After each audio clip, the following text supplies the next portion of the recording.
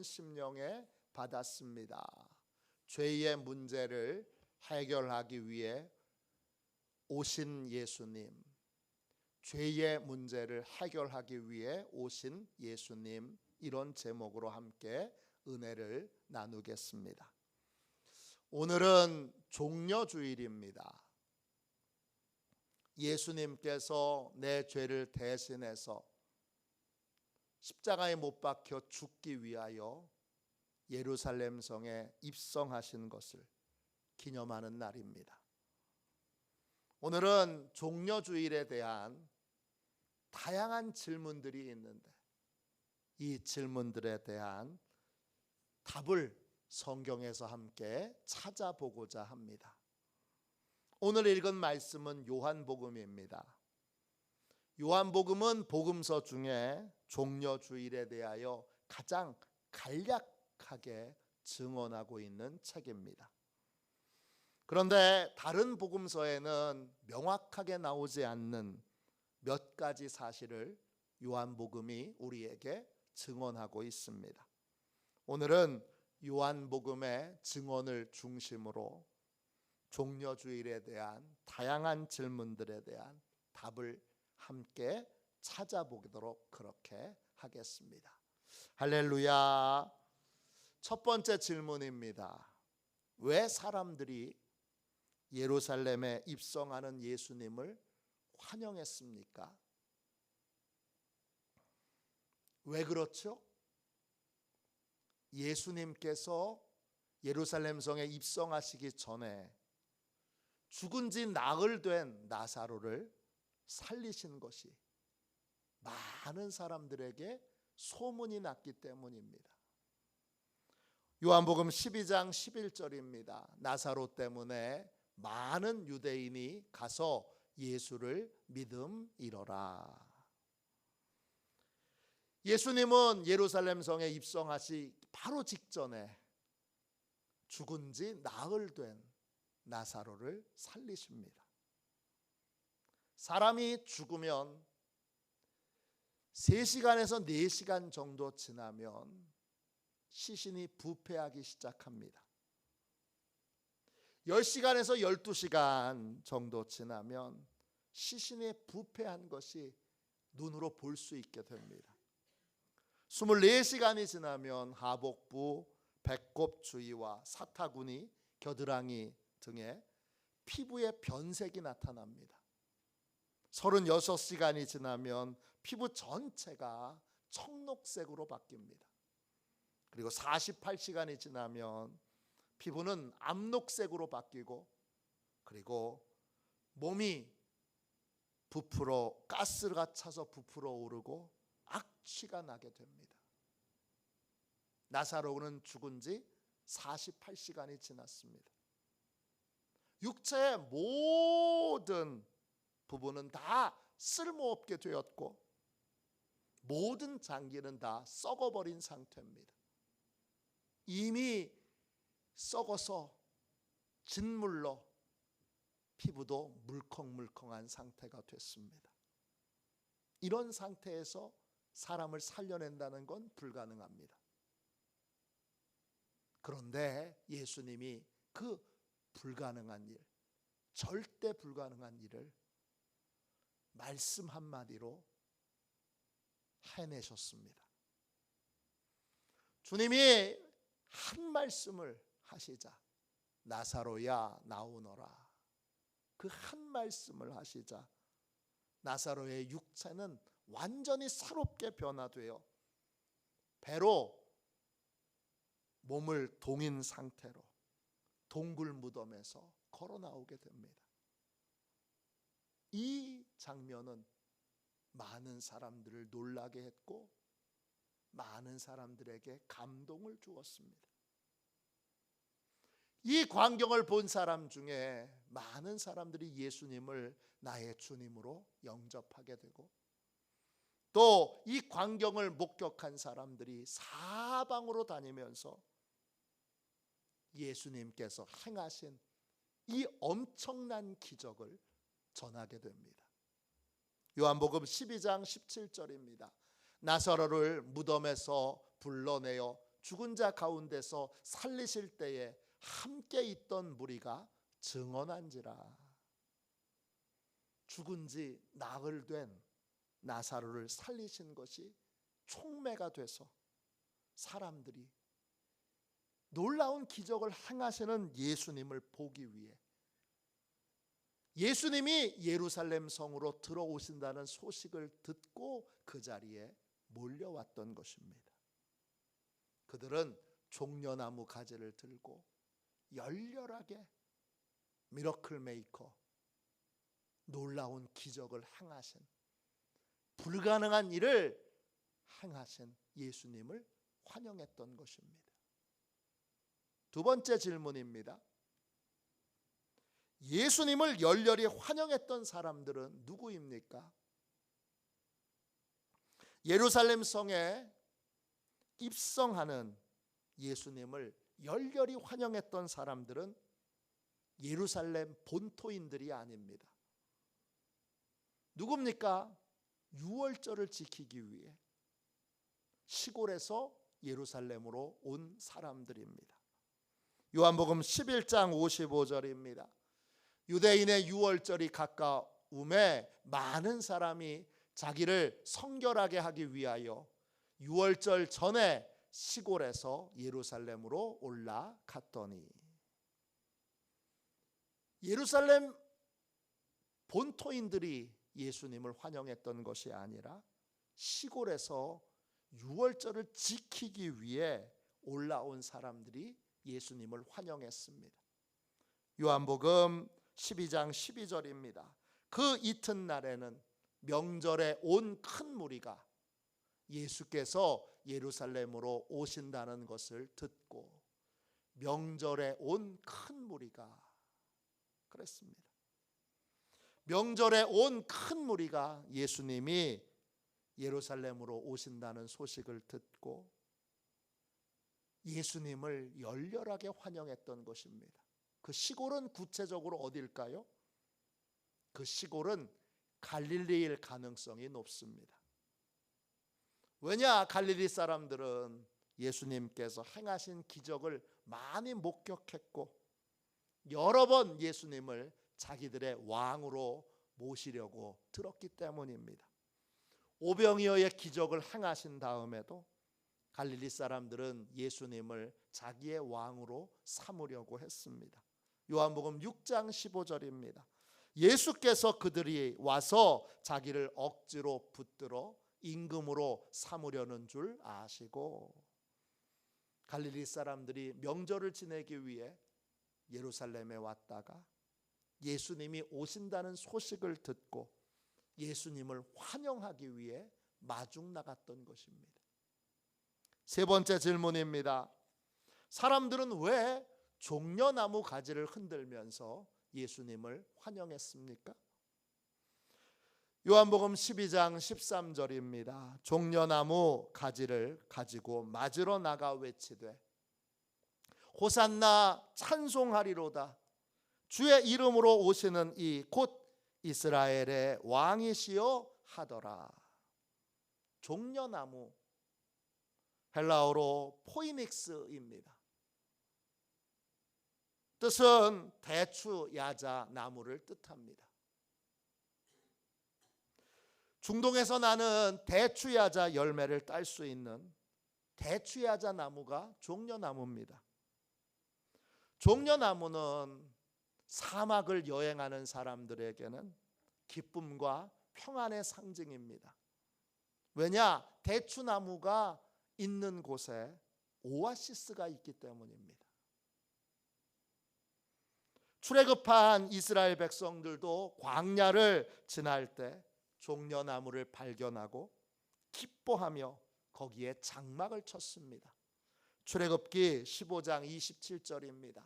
그들이 엘림에 이르니 거기에 물샘 12과 종려나무 70그루가 있는지라. 거기서 그들이 그 물 곁에 장막을 치니라.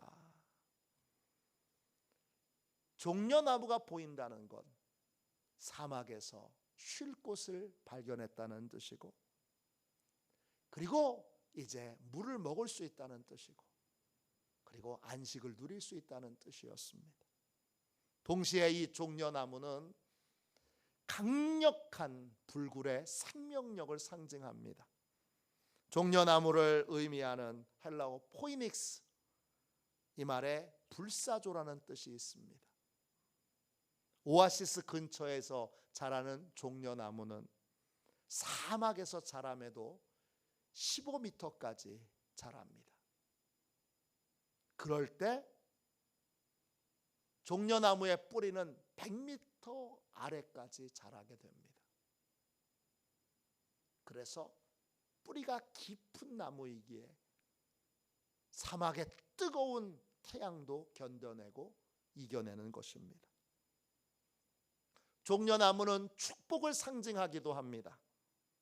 종려나무가 맺은 열매는 대추와 비슷한 모양이지만 크기는 대추보다 3-4배가 더 큽니다. 어떤 건지 다 아시죠? 여행을 가셔서 대추 야자를 사오신 분들이 많으니까 아실 겁니다.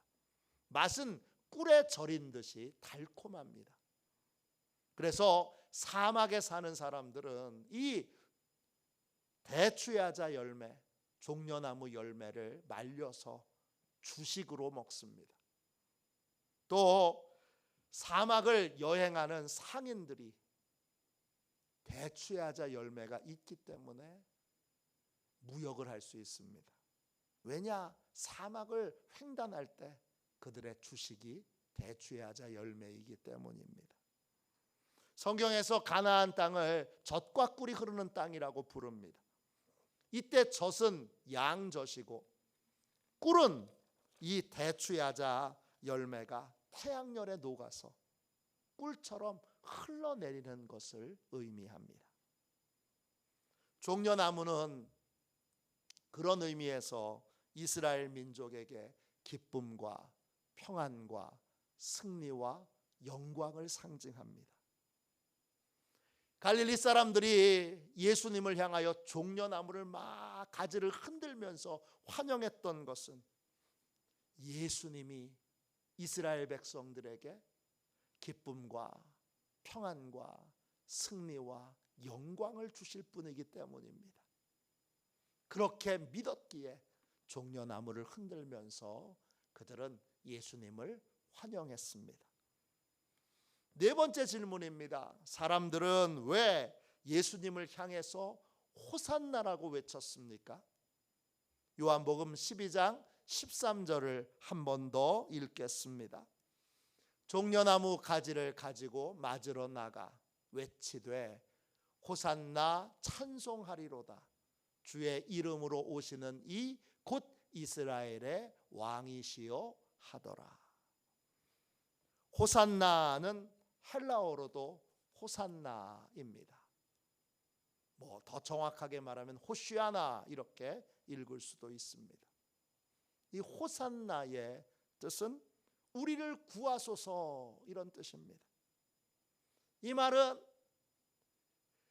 간절한 부르짖음이 아니라 승리할 수 있게 되었다는 외침입니다.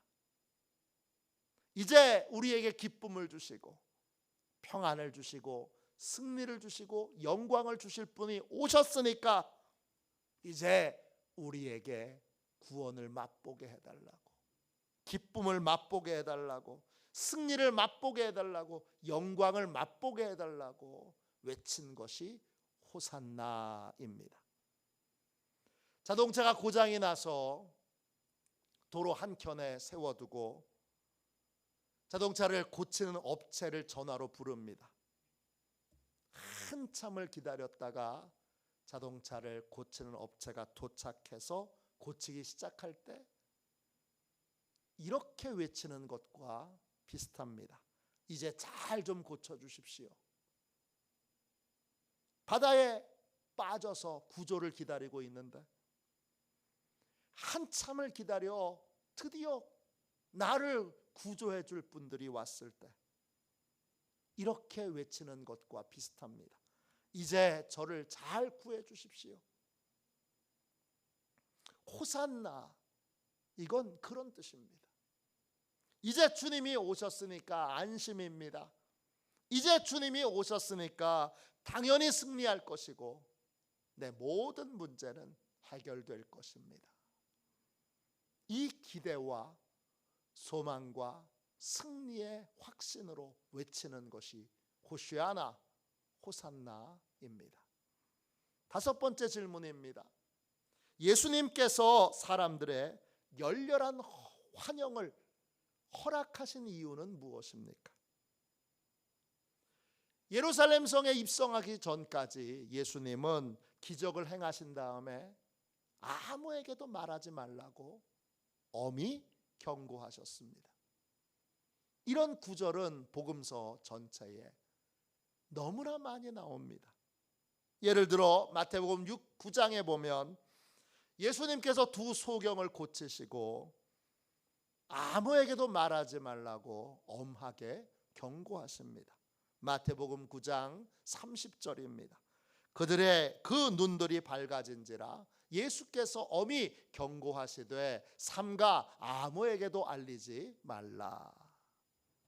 또 예수님께서 마가복음 7장에 보면 귀먹고 말 더듬는 사람을 고쳐주십니다. 그리고 나서 역시 아무에게도 말하지 말라고 경고하십니다.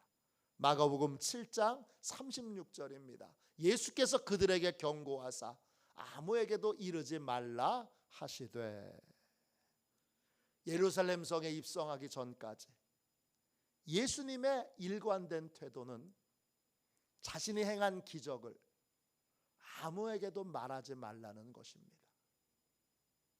그런데 예루살렘 성에 입성하실 때에는 태도가 달라집니다. 모든 사람들이 예수님이 누구인지를 알게 하십니다.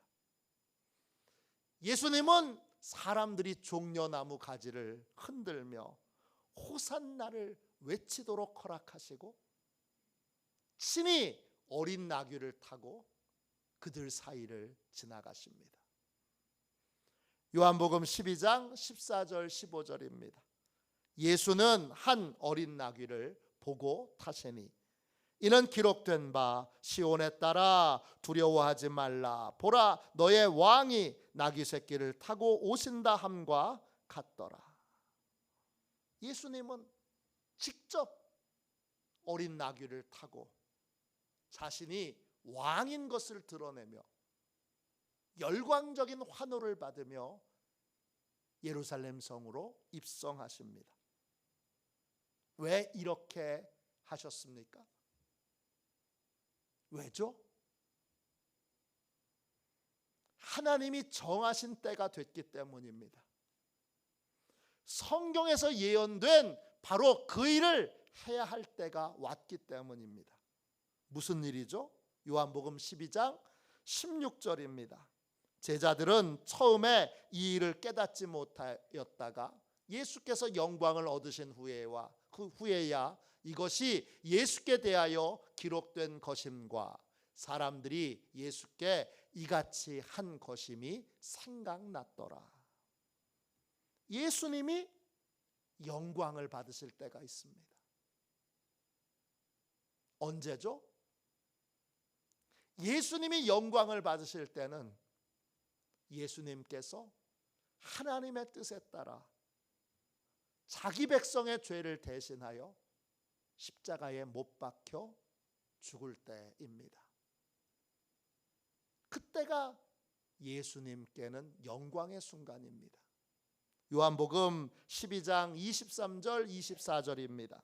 예수께서 대답하여 이르시되 인자가 영광을 얻을 때가 왔도다. 내가 진실로 진실로 너희에게 이르노니 한 알의 밀이 땅에 떨어져 죽지 아니하면 한 알 그대로 있고 죽으면 많은 열매를 맺느니라. 예수님이 말씀하신 영광을 얻으시는 때는 하나님의 뜻을 위해 예수님이 한 알의 밀처럼 땅에 떨어져 죽는 순간입니다. 하나님은 예수라고 하는 이름에 그 예수님의 사명을 담아서 예수라는 이름은 예수님의 육신의 아버지였던 요셉이 지은 것이 아니라 하나님이 알려주신 것입니다. 그 예수라는 이름에는 예수님을 향한 하나님의 계획이 담겨 있습니다. 마태복음 1장 21절입니다. 아들을 낳으리니 이름을 예수라 하라. 이는 그가 자기 백성을 그들의 죄에서 구원할 자이심이라.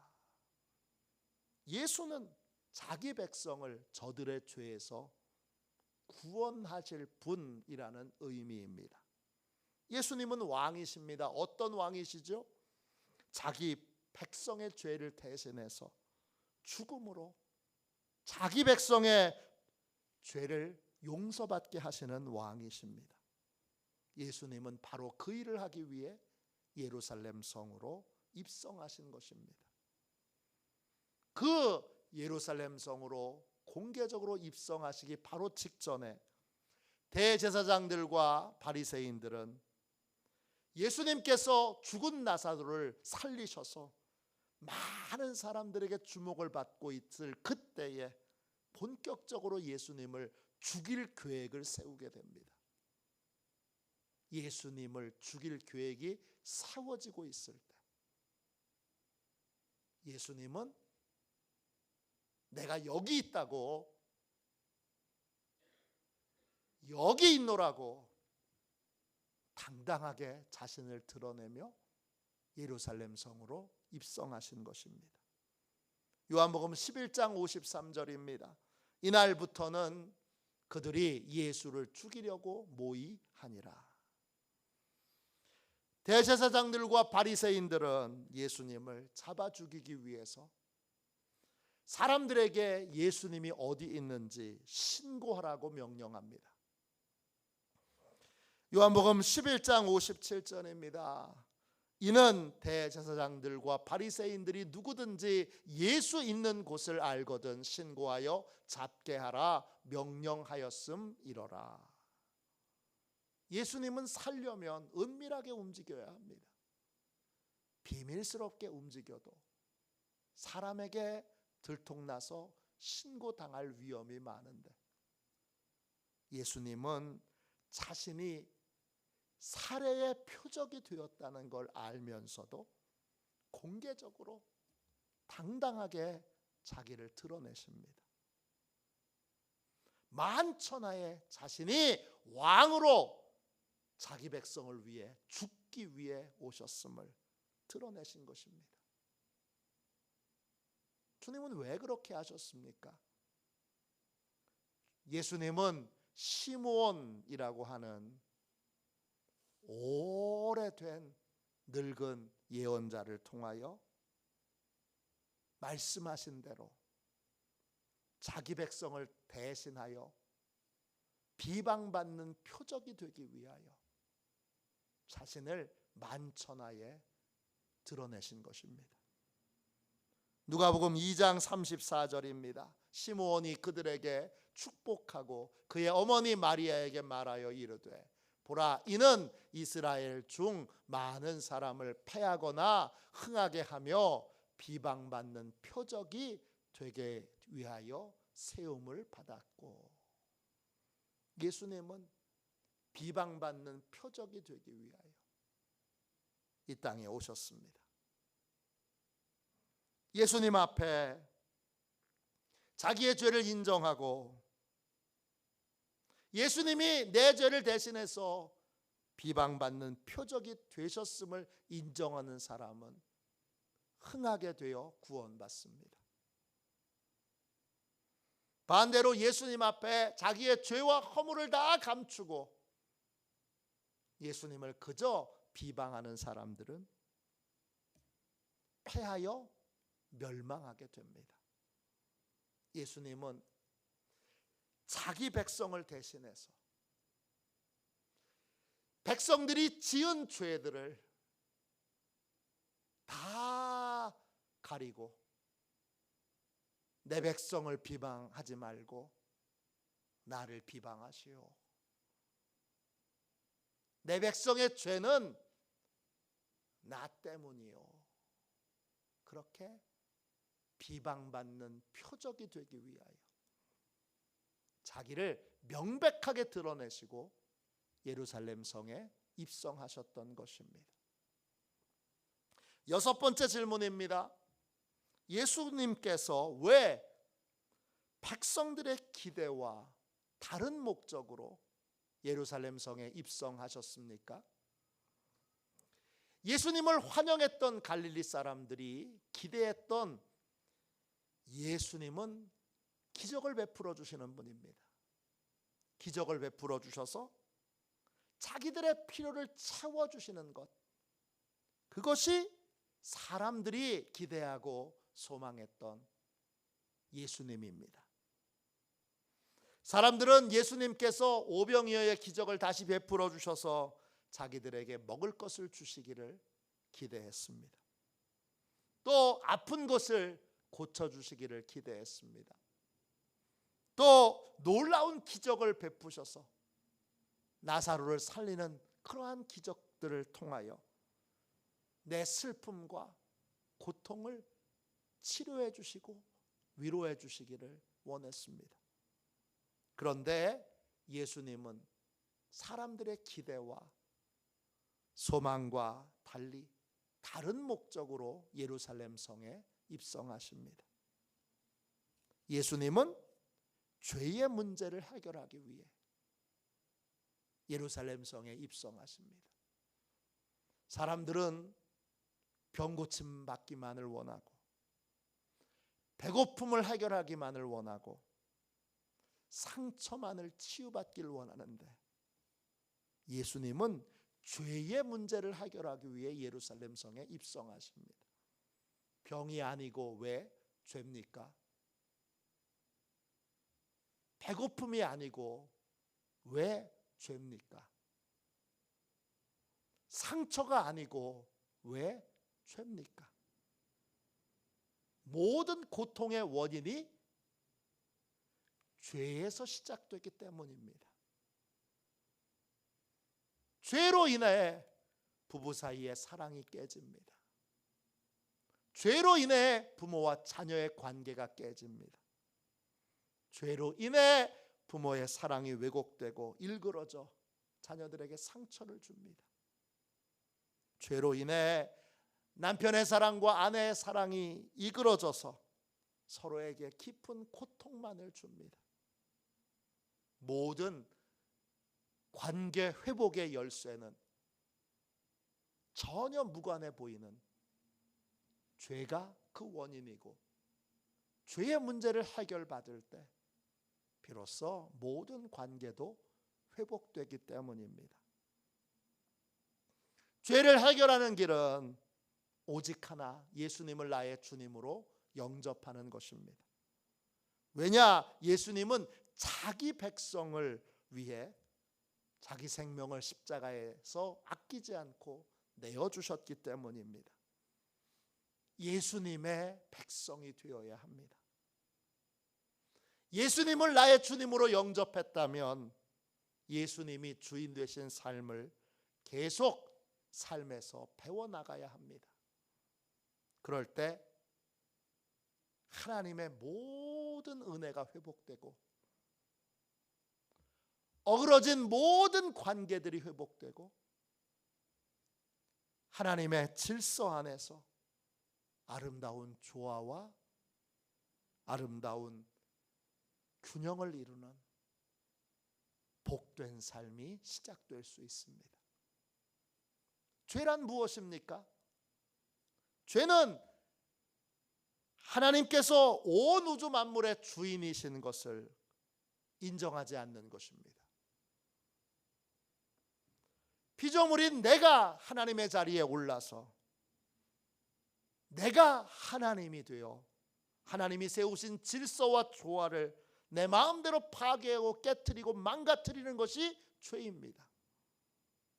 죄는 하나님과의 관계도 파괴하고 사람과의 관계도 파괴하고 우리의 인생을 창조 이전의 상태인 혼돈과 공허와 흑암 속으로 몰아넣습니다.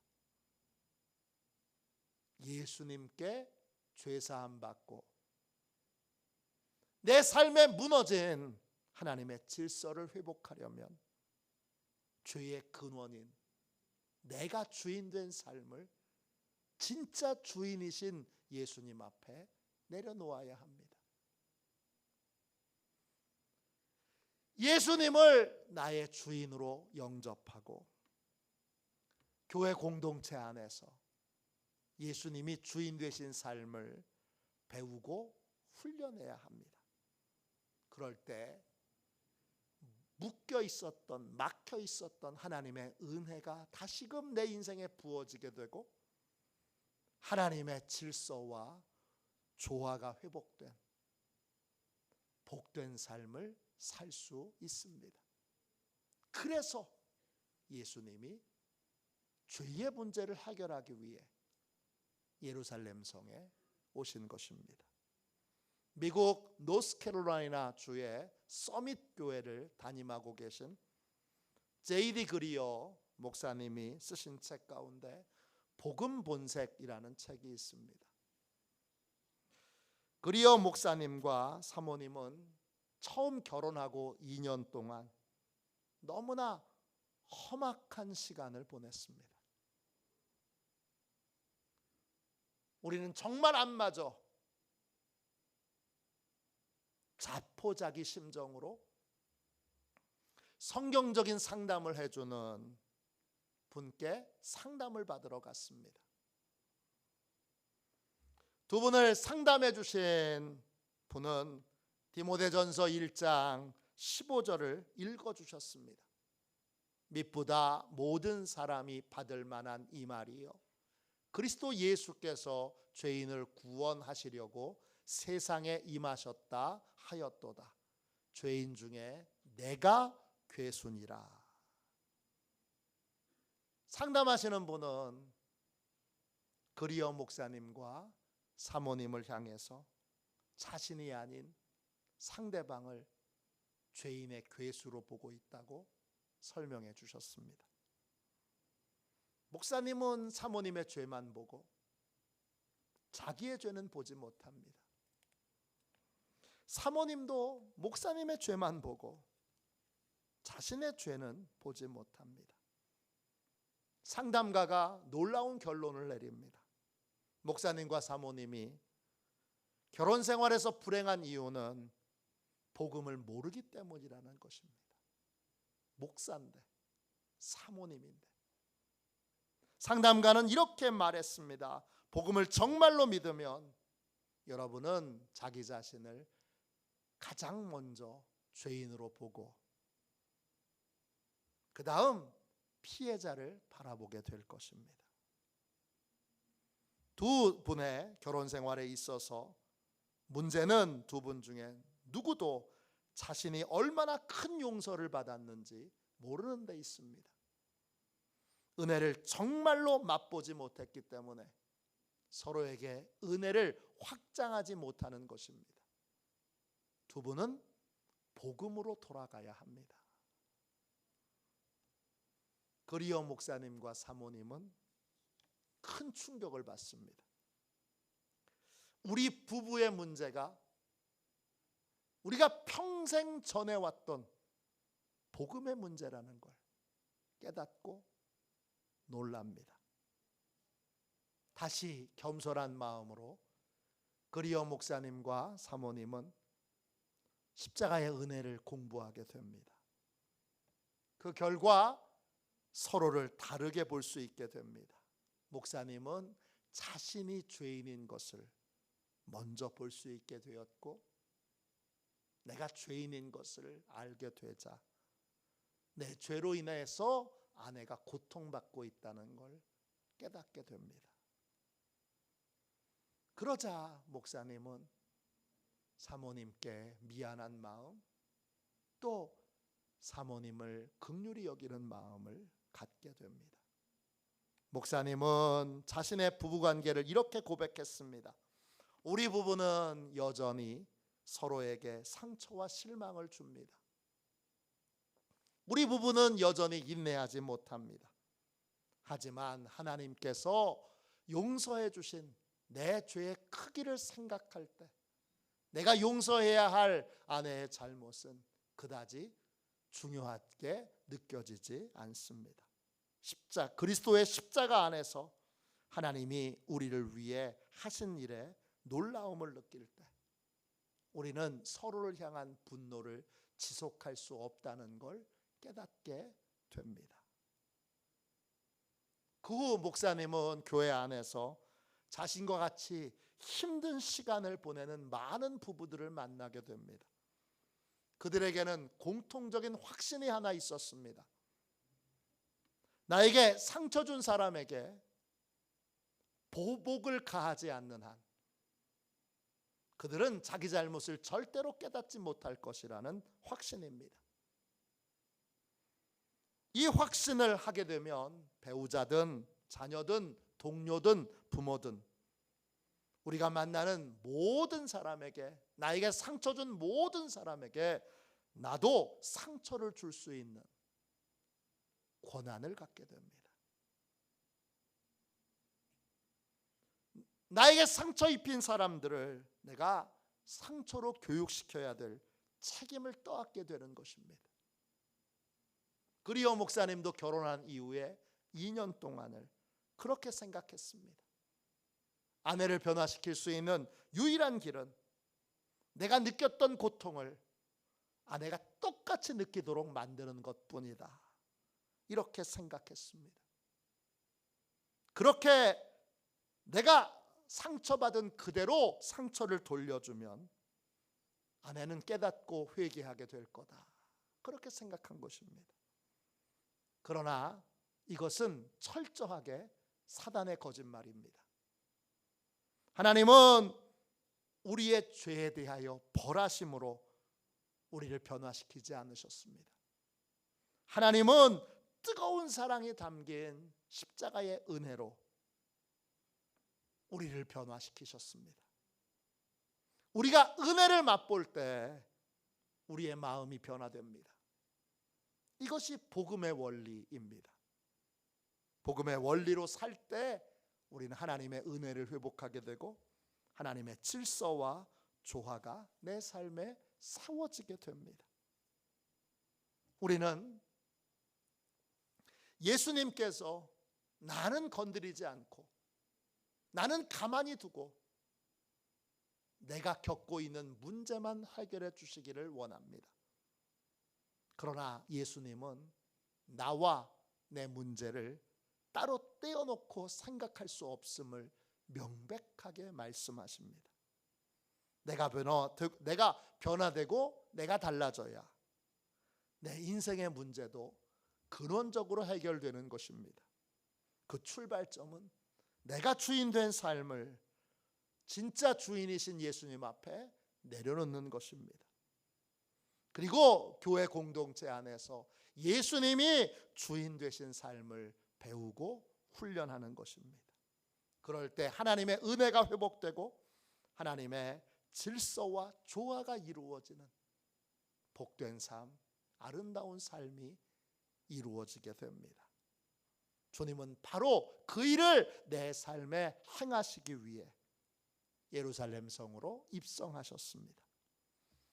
예수님을 나의 주님으로 영접하고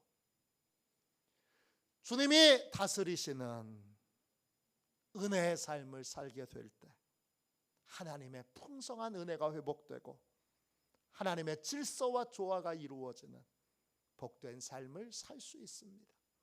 그 복된 삶을 주님은 여러분들과 저에게 선물로 주시기를 원하십니다. 지금 아직도 내가 주인 되어서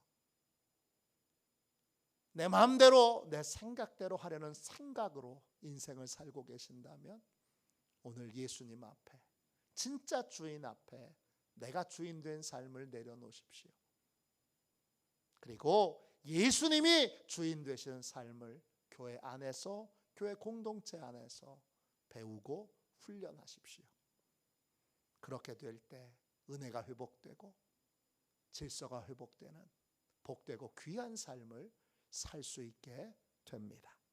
그러한 복된 삶을 사는 저와 여러분이 다 되시기를 주님의 이름으로 축원합니다.